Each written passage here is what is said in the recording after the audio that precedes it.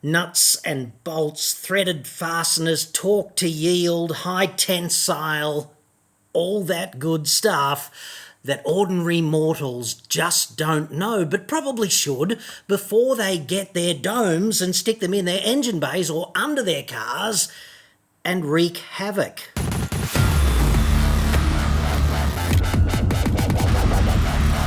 I'm John Cadogan from AutoExpert.com.au and I get new cars cheap. Australia only. Website. Card. Now, normally talk about new cars, car makers behaving badly, that's always a personal favourite.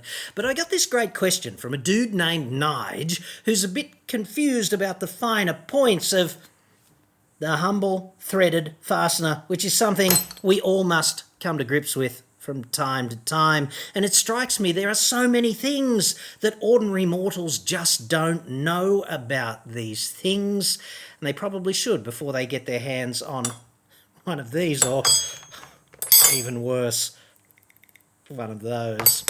That's next. This report is sponsored by NordVPN.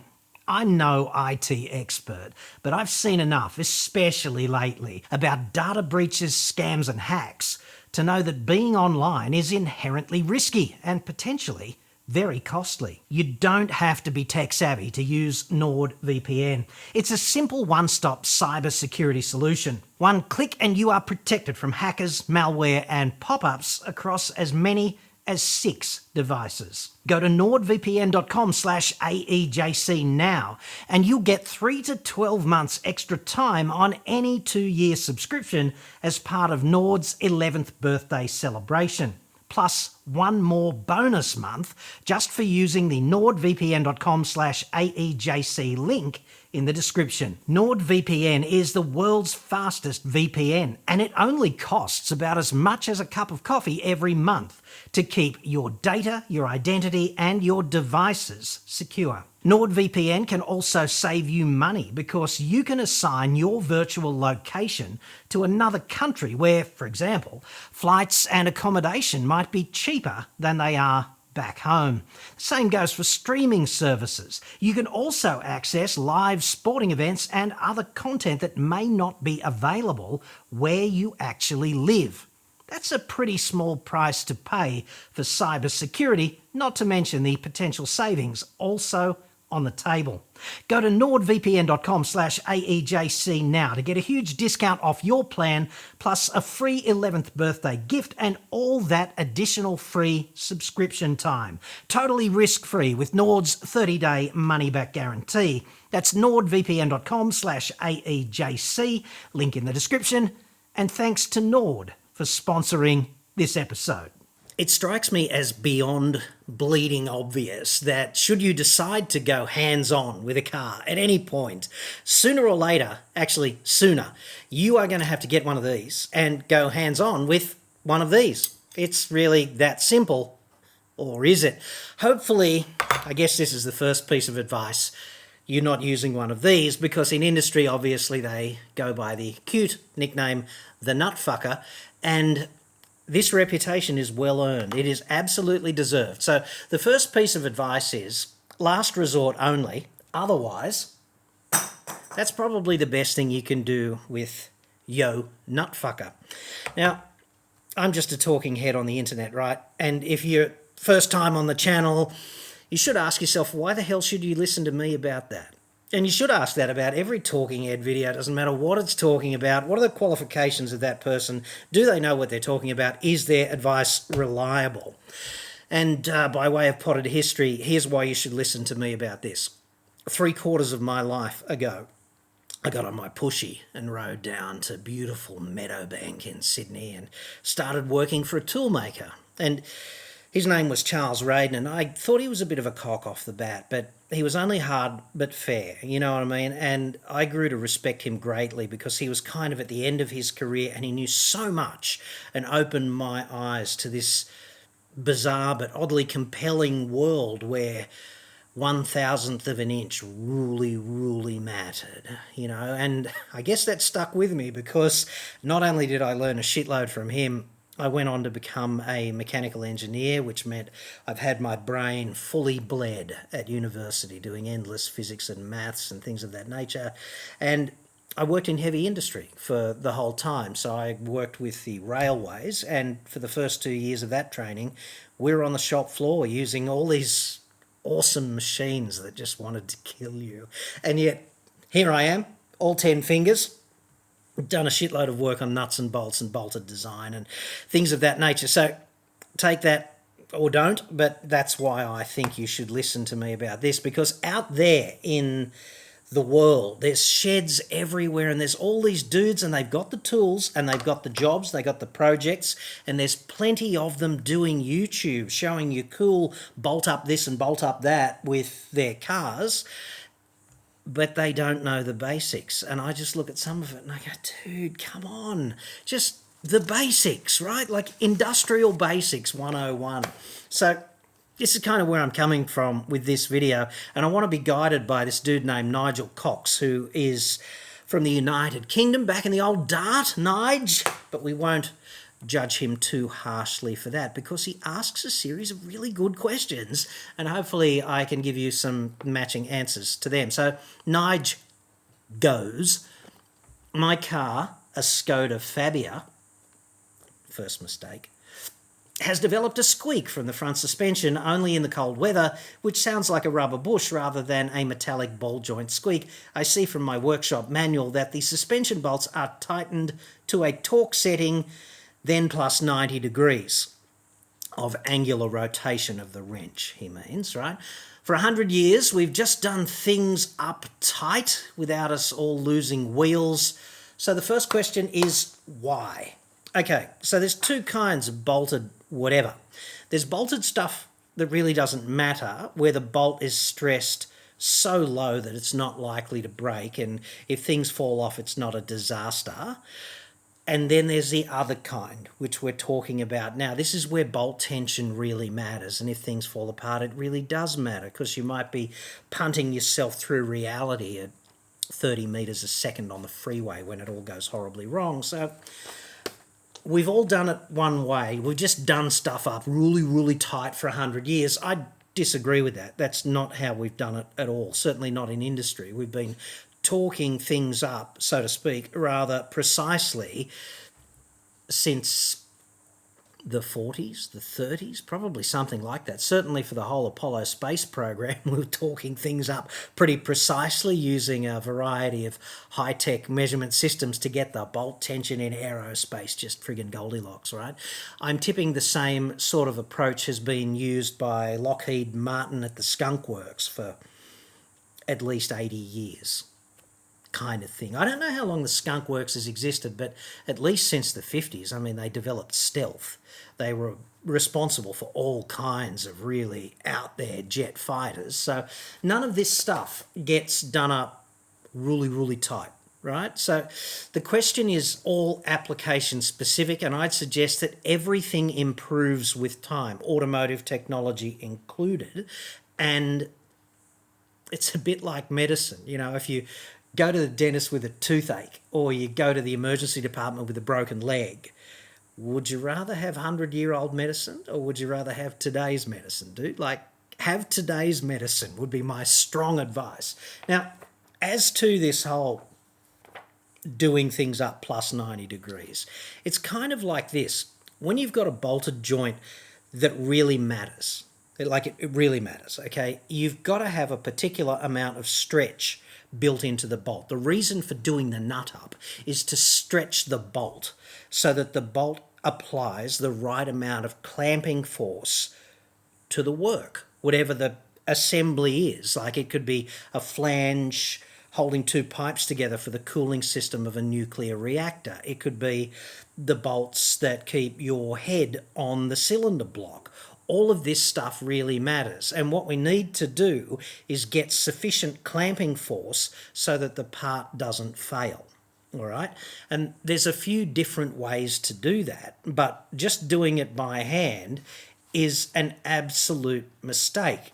And what I'd suggest is you could do it with a torque wrench, but the whole torque wrench thing and assembly generally, is highly variable because of the amount of friction with the components, right?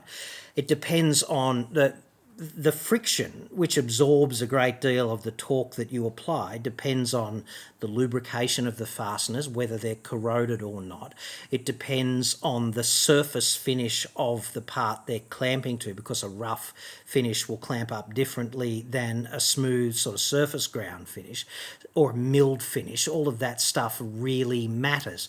The other thing that matters is things like how fast are you actually turning the torque wrench when you do that, because that's highly variable as well, and kinetic friction's different to static friction, and the speed that you use the wrench at really matters.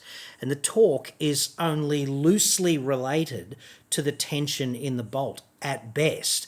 And what they do in industry in practice is that they try and standardise as many things as possible. The best way to tighten, if this is an assembly that we really need to tighten up, it's just 2 washers on a cap head screw, okay, with a nut.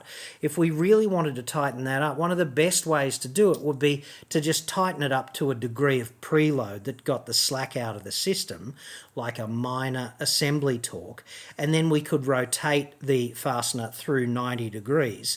And because we know the pitch, and incidentally this is M12 by 1.75, so that the way metric threads work is M12 is the diameter of the male thread, right? It's sort of the outside diameter. And the 1.75 is the pitch in millimetres. So between the peaks of the thread is 1.75 millimetres. And that means that's about 1.8. Let's ghetto it, 1.8. And then half a turn would be 0.9 of a millimetre, and a quarter of a turn would be 0.45 of a millimetre, so 450 microns kind of thing. And then you know what the stretch is, don't you? Because it's going to be 450 microns of stretch of the bolt. And if you know anything about the bolt and you're an engineer, you can say that, yeah, half a millimetre of stretch, more or less, equals this amount of tension, equals this amount of clamping force, and we've got the bolt Goldilocks, it's going to do its job. That's why these angular deflections are often measured in, often specified in workshop manuals, because you get the slack out of the system and then you stretch the bolt. It's just a way of standardising the whole setup, essentially. So the torque procedure really matters. Like, it really matters, because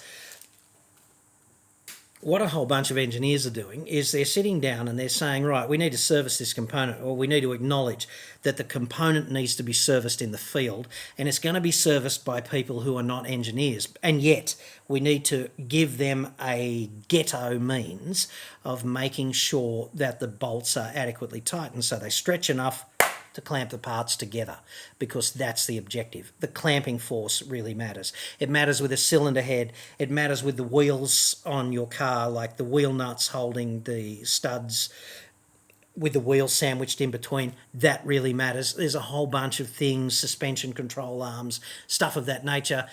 It really matters. The clamping force really matters. Now, I know that in sheds and garages around the nation, there are a whole bunch of dudes who think that they've got mad Jedi mind power. And they can just go, oh, yeah, that's about right, Trev, right? You're allowed to think that. It's just that you're so full of shit if you do. They've done experiments on this, and in fact it's referenced in this brilliant book that you can find online from the bolt specialists, Ajax. Okay, it's a 100 and something page PDF. So it's really interesting if you want to know about bolted joint design, you want to know how bolts work. There's a lot of valuable information in this, and I've extracted a bunch of it for this report to you. So I'm not just talking out of my arse.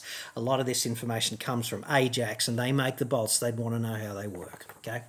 According to Ajax, if you are a mad Jedi with the wrench, the best you can hope for, based on their testing of exactly this, is plus or minus 35%, right? So that's kind of nowhere when you think about it. But the challenging thing for me is, what about if we use a torque wrench? Because a lot of people treat a torque wrench like it's just this hallowed device. They're actually not that special, and there are good ones and bad ones. This is an eBay special that I've had for years, okay? It's okay. It does the job sort of thing, you know. There's nothing wrong with it. But the dudes at Warren and Brown, hashtag not sponsored, they sent me this torque wrench, which is just beautiful to use. Same sort of capacity. Goes from about 30 Newton meters to about 200, which is very good for heavy duty automotive, not so much trucking or heavy industry, but automotive applications. It's a pretty heavy duty torque wrench, right? And the thing about torque wrenches is you want to kind of use them in the middle 2/3 of their range, and the 1/6, like let's say 15% up this end, the light end, and 15% up the heavy end. Probably not so good in that range, but in the middle, they're really good. And 100, 110 Newton meters sort of thing for a wheel nut. That's an M12 fastener typically. So a wrench like this would be super good. I love this because it's just so slick. It moves so easily. There's a sort of detent that allows you to adjust the vernier on the setting scale, but then just leave it like that. Doesn't loosen. Can't get this wrong. Like it's a really nice piece of kit. They're famous for it, actually, Warren and Brown. It's a real step up from the eBay special. More expensive, obviously, but you get what you pay for. So really nice. And the challenging thing, though, even with a really nice torque wrench that's very well made by an Australian company, incidentally, plus or minus 25% because of all the other variables, right? The friction and all of that stuff we discussed. So it's a substantial upgrade in accuracy, but it's not what I would call precision from the point of view of ensuring that we get the elongation of the bolt that we really need. Okay, the next step up, according to Ajax, is to go by some angular deflection, is to get your preload on, like take the slack out of it with a light torque, and then go 90 degrees, 120 degrees, 180 degrees, whatever it is. That's plus or minus 15%. So we've gone from the Jedi at plus or minus 35 to the good torque wrench, plus or minus 25, to the number of turns, plus or minus 15. So the turns is more accurate in terms of are we getting the stretch to deliver the clamping force. And then you can step up to load indicating washers, which are just particular washers that go under the fastener, and they change when they get to the load. And you go, fantastic, plus or minus 10% for them. So they're even better than the angular deflection method. Then there's direct elongation measurement, right? You can measure the stretch in the bolt. That's hard to do. In practice, it's very difficult to do that, but if it really matters, you can do that. That's plus or minus 3 to 5% if you do that. And then the next step up, like proper aerospace shit, like experimental shit, you can strain gauge the fastener. And the strain gauge tells you exactly how much it stretches, plus or minus 1%. The interesting thing to me here is that Ajax have also quantified the relative cost of those different methods, right? So Jedi is 1, multiplier of 1. 1 unit of cost for Jedi mind powers, plus or minus 35%. It's roughly 50% more expensive, according to Ajax, to use a torque wrench, right? It's 3 times the price of Jedi to use the number of turns, presumably because you've got to train people on how to do that. It's not that straightforward. The load indicating washers are about 3.5 times the price of the Jedi mind trick. Direct elongation measurement, that's going to cost you 15 times as much, and strain gauges are going to cost you 20 times as much. So I'd suggest that you can get where you're going with either a torque wrench automotively. For most automotive applications, torque wrench is fine. And then for ones that are a bit critical or where the design is just a little bit more efficient, then a preload torque plus a final tweak with an angular deflection is the most accurate, accessible way to go. So that's why we would do that stuff. Nigel goes on now and says, secondly, these things are sometimes described as TTY or torque to yield. Surely this is a misnomer. If we torque any bolt to the yield point, we've gone too far and we need to replace it and try again. I'd suggest that torque to yield is not a misnomer, and angular deflection of the fastener to get to the final torque setting is not necessarily an example of torquing the bolt to yield. But we need to think about what we mean by yield, okay? And here's just a piece of shitty old strapping steel, okay? It's really thin, quite flexible, and it serves to illustrate a point, being that steel's elastic. You can do this to it, and it always comes back to its previous shape, right? We all see this. You can do it with the coat hanger that comes from your dry cleaning. It just behaves like this all the time. It springs back to its original shape, unless you do this. And then it just bends, right? Bends more and more and more. And it's easy to bend it if it's thin, and it's hard to bend it if it's a big steel beam, but the behaviour is all the same.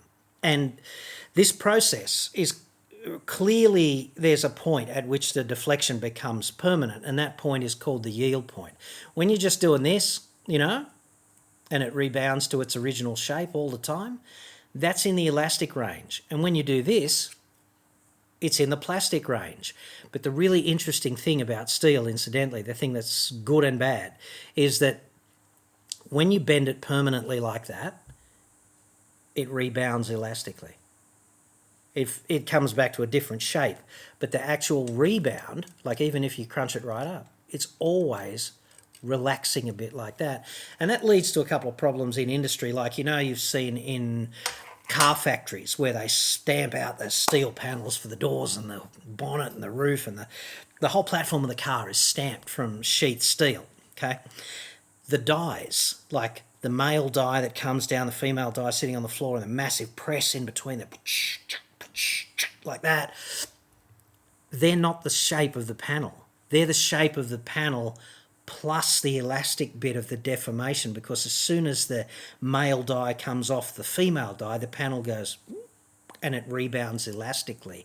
And that means some wonk has to sit in R&D and figure out the three-dimensional implications of pressing the steel like that and exactly what the rebound is going to be, because the car wouldn't fit together if the dies were the same shape as the door. They have to be the same shape as the door plus the elastic bit, which is a really spooky black art in R&D for manufacturing. Trust me on this. Torque to yield is not a misnomer, but it's not the same thing as doing a fastener up to a preload and then moving the wrench through 90 degrees to get to the setting. What torque to yield means is we're going to do the bolt up and get it right on the verge of permanent deformation, right? What that basically means is we're going to use all of the elastic stretch capacity of the bolt. That's pretty scary. You wouldn't want to step over it too much, because if you use a high quality fastener, like high tensile fastener, grade class 10.9 or even 12.9 would be even worse, what happens is this yield point that marks the edge of the elastic region and the peak of the curve, which is called the ultimate tensile strength, and after that, failure is more or less guaranteed. Those points come together. They're closer and closer together. That's one of the negative feedbacks of using high tensile materials. Like if you've ever broken one of these, which is just a basic M12 tap, it doesn't give you any warning that it's going to fail. It just snaps, which is kind of frustrating and very difficult to get out typically. So don't do that, would be my number one piece of advice with that. But the problem is you have to be precise if you do torque to yield. Torque to yield is increasingly common in things like cylinder head bolts, because what it means is where previously you might have had to use an M10 fastener or M12, let's say you could get away with M10, you can now get away with M8 because you're using more of the elastic capacity of the bolt to derive clamping force. The problem is if you get it wrong, you go over, it's not going to work, it's going to fail, and you've got to throw the bolts away. You can't reuse them. See, the way most high tensile fasteners are worked out, this is a basic M12 by 1.75 class 10.9 high tensile socket head cap screw, basically. And it's worked out so that if you torque it according to the torque setting in the handbook, it'll be infinitely reusable, because only a small percentage, roughly about half, of the total elastic capacity of the bolt is ever exploited, and that gives you durability.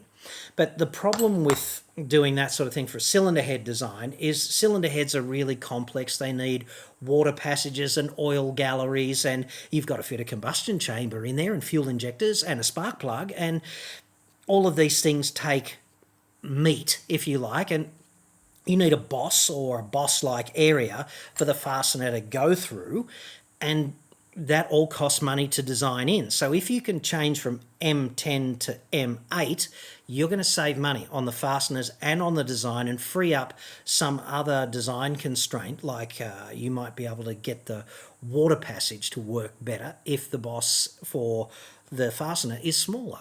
And let's not forget, it's not just one fastener. We're talking about multiple fasteners to hold a head onto a block.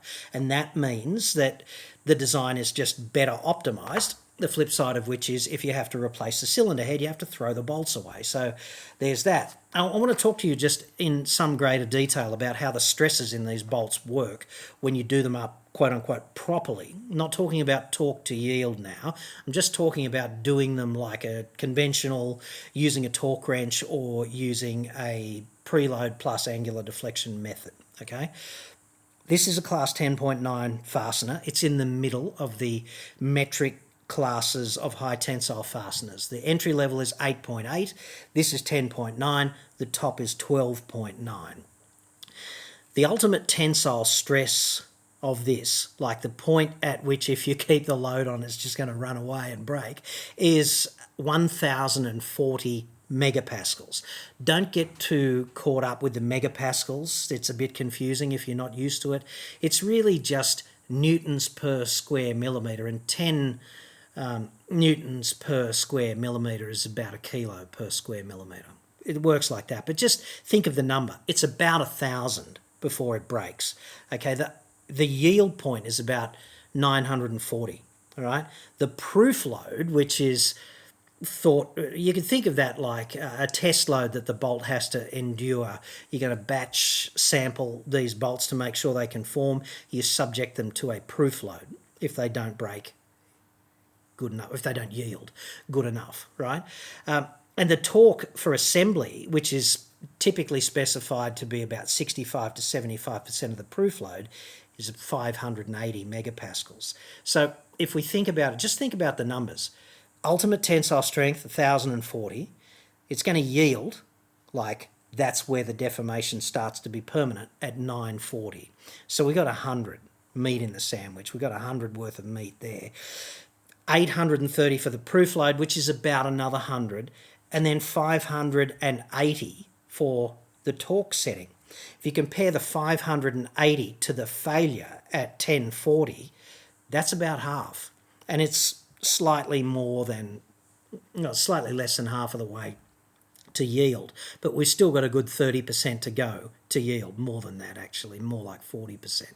So when you do this up using a torque wrench, even given the variability, you're still comfortably below the yield point of the fastener, and that allows you indefinite reuse, subject to, environmental factors, corrosion, things of that nature. If all those numbers are doing your head in, let's just look at it easier. Okay, this is M12 by 1.75, and these next numbers are going to change depending on the size and the grade of the fastener, but the proof load of this thing is 70 kilonewtons, which is roughly 7 tonnes.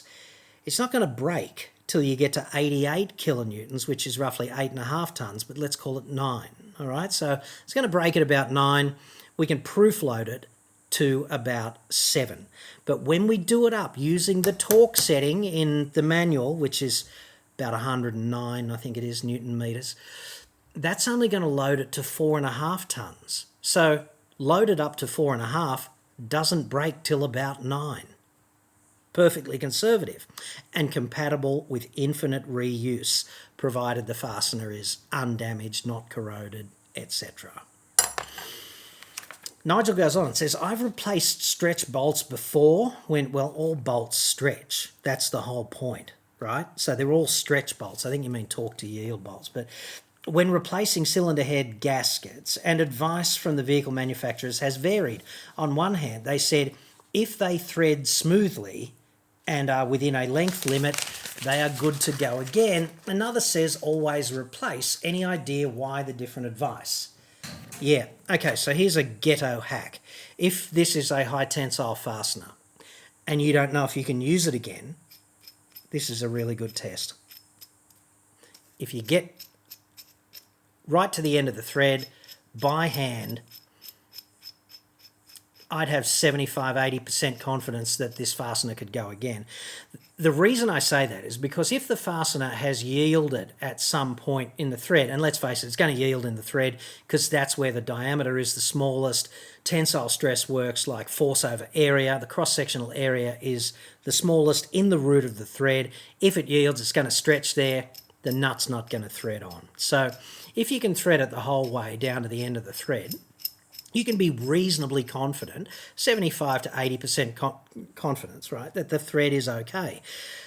The reason I say only 75 or 80% is that right down here at the root of the thread, it might have yielded right down there, and the nut doesn't go all the way down there, right? It just stops there anyway. So there might be some yielding happening down there near the root of the thread, and this test is not good for that. So I'd be looking at the overall condition of the fastener. I'd be seeing if the threads were spalled at all down near there. But, you know, generally bolts are cheap and cylinder heads are expensive. So replace the bolts if you possibly can, but it's not a bad ghetto hack if you're in the middle of nowhere and another bolt is not easily accessible and you might have to do a running fix. The ghetto nut rundown test is not a bad one to know. Okay, so Nigel goes on and says, when tightened, is it just the bolt shank that stretches, or do the threads stretch a little too? The threads will be constrained somewhat wherever they are, such as into the cylinder block or maybe just a normal nut. Okay, so let's do a thought experiment about stretching, okay? And let's have a threaded fastener that works like this. You know, you've got a couple of washers and you tighten it right up, really, really tight. According to the manual, it stretches the bolt. Everything from the engagement face here on the head to the engagement face of the nut is going to be in tension. The same tension, because that's how tension works, right? Tension for dummies. You do a tug of war using a piece of rope, okay, and you get a really, really strong dude here and a really, really strong dude here. He pulls with 100 kilos of load and he pulls with 100 kilos of load. What's the tension in the rope? Is it 100 plus 100 equals 200, or is it just 100? It's 100. Okay, but the tension in the rope is the same everywhere between here and here. It's absolutely the same, and the bolt is absolutely no different. The tension is the same at every point in the bolt. So all of the bolt stretches, save for the head, and the stretch probably varies a little bit inside the nut, but there's no stretch outside the nut, obviously. And all the washers do is spread the load onto the part and they transfer the load back to the engagement faces on the fastener and on the nut, okay? That makes perfect sense to me, but what really is important to realise is that the cross-sectional area varies, and the part that is really vulnerable to failing is the threaded part of the fastener, because that's where the cross-sectional area is the least, and it's right down in the bottom of the V, the so-called minor diameter of the thread, where yielding is going to take place first. That's just how this works. So the failure of the bolt will not occur in some sort of progressive way, or permanent stretch of the bolt will not be progressive across its entire length. It's going to be in one point. It's going to be the weakest point. And the other thing to consider is that not all threads are equal. Rolled threads are more durable than cut threads, and right down here in the bottom of a cut thread, the V can be a little bit uneven, and that can serve to act as a bit of a notch.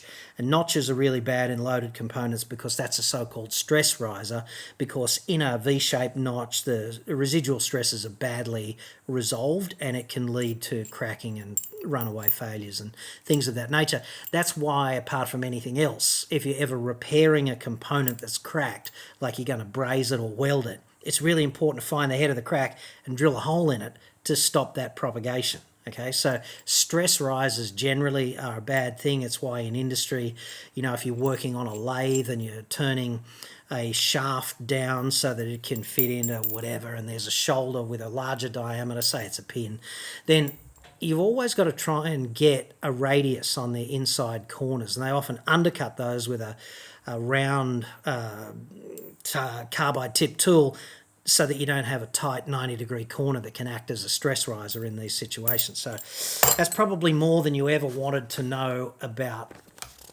stresses and stretch and things of that nature. But it's important to realise that the stress on the bolt is not constant, even though the tension is. The stress is related to the specific diameter where it acts.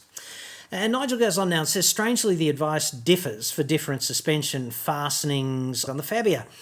One bottom arm bush has a bolt and nut, and we're told to replace both. The other bush has a bolt and it's into a captive nut in the subframe. We're told to replace the bolt but not the subframe. Is the captive nut somehow stronger or more likely the same, and replacing the subframe would be silly? Yeah. There's more to it than that, though. So surely replacing the free nut might be optional too. Yeah, it might, but the nuts are so cheap. The advice being just risk averse. Yeah. Risk aversity is a pretty good thing to have, nice conservative risk aversity when it really matters, when there's something up overhead that could fall and hit you on the head. Be risk averse. The anti-roll bar mountings have bolts to be replaced, but the clamps with the captive nuts can be used again. Okay, so what I'd say about that is that nuts are generally stronger than bolts. Generally, you don't see the nut fail when you torque something up. The bolt fails. The bolt's got the small minor diameter. It's in tension. There's more sort of shearing effect, and it's hard to be absolutely make sweeping generalizations about nuts, because manufacturing tolerances matter, like really shit nuts. Like, here's a really shit nut and a really shit bolt from Bunnings. And there's nothing wrong with it if all you're doing is using it to, put a column, like a wooden post, in a stirrup that's in the concrete kind of thing. That's fine. But these are really shit bolts. There's a lot of play and they just feel bad, and there's a lot of clearance, and that means not as much thread engagement as with a high quality bolt with a high tensile fastener, which just feels really slick. It also depends how big the nut is, as in how long the nut is in an axial sense.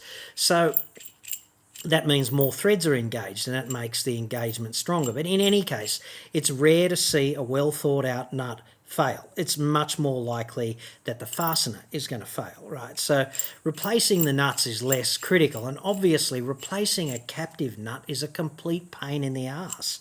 You'd have to drill it out and weld another one in, or gouge it out and weld another one in, and then you introduce all these variables, such as it might not be in the right place, or the welding might not be particularly good either. So there's that. I'd suggest that if a captive nut fails, you could always just drill it out and put in a helicoil, like a threaded insert. Doesn't have to be a helicoil, but any of those threaded inserts would be fine for most of these applications, because the alternative is a really complex job, right? Replacing the nuts. Nuts are cheap. Nuts like this are cheap. They cost almost nothing. Why would you reuse them, especially if they've been in service and they're a bit corroded and you don't know about the history? With the captive nuts, now, what I would do with them is, in practice, I'd get the world's cheapest high-speed steel M12 by 1.75 tap, which you can get for virtually nothing on eBay, and I would just very carefully, with a lot of lube, I would run it into the captive nut, just to get rid of any residual thread sealing compound or Loctite sort of thing, and to clean up any corrosions, and that would reduce the number of variables when you torque the whole thing back up. The other thing I'd suggest about lubrication, this comes up all the time, and Ajax goes into great detail about that in the handbook, okay? What we're talking about here is, do you do the bolts up unlubricated or lubricated, and what does that mean? According to Ajax, the so-called dry torque setting actually means for a lightly lubricated fastener like this one, which has basically just come out of the packet. When it comes out of the factory, it's coated in a light amount of machine oil, obviously, right? And that's what they mean when they say unlubricated. They don't mean get your fastener and wash it in acetone to get the oil off.